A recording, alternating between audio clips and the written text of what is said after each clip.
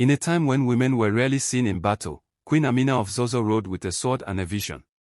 Born into royalty in the ancient Hausa kingdom of Zazzau, modern-day Zaria in northern Nigeria, Amina rose to power in the 16th century and became one of the greatest military leaders Africa has ever known.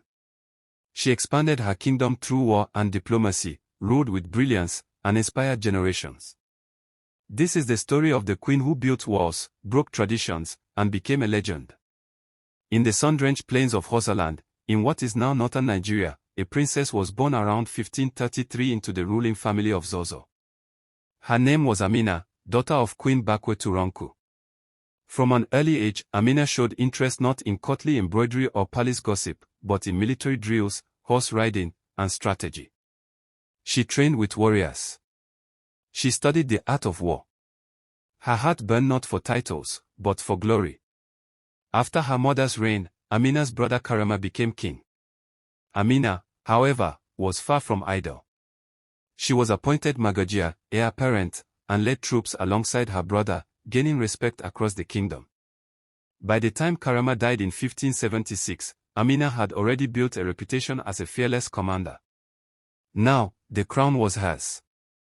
But she didn't sit quietly on the throne. She rose with fire. Upon becoming queen, Amina immediately launched military campaigns.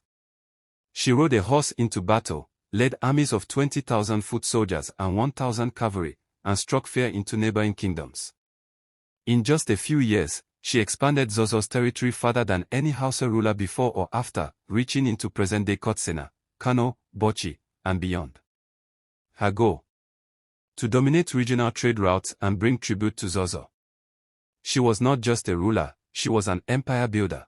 Wherever she conquered, Amina built high earthen walls, to protect the cities, to show power, and to control trade. These Ganuwa Amina, Amina's walls, still exist in parts of northern Nigeria today. They weren't just walls.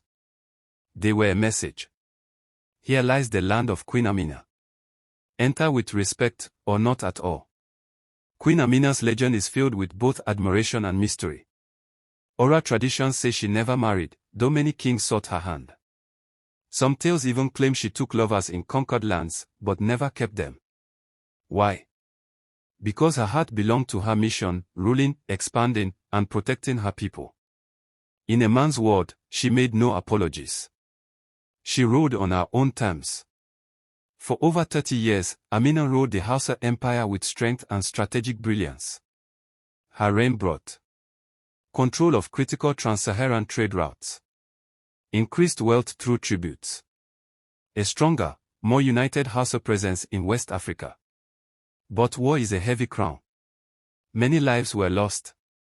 And eventually, so was the queen herself. She is believed to have died in battle around 1610, far from Zaria, still fighting, still conquering. A legend that lives on. Centuries later, Queen Amina remains a towering symbol in Nigeria and Africa. Statues of her stand in Lagos and Kaduna. Her name appears in schoolbooks, folk tales, and feminist writings. The famous Nigerian drummer Amina keeps her legend alive. She broke every rule, defied every expectation, and carved her name in history with a sword. Queen Amina teaches us that true leadership comes not from gender, but from vision, courage, and purpose. She reminds us that Africa was never silent, that it birthed queens who ruled empires long before colonization. Amina's story is not just history, it's power rediscovered. Thank you for watching the untold story of Queen Amina of Zazzau, a queen, a warrior, a legend. If her story moved you, hit subscribe, like, and drop a comment below. Who is the next African hero or heroine we should honor? Because Africa's past is not forgotten, it's waiting to be told.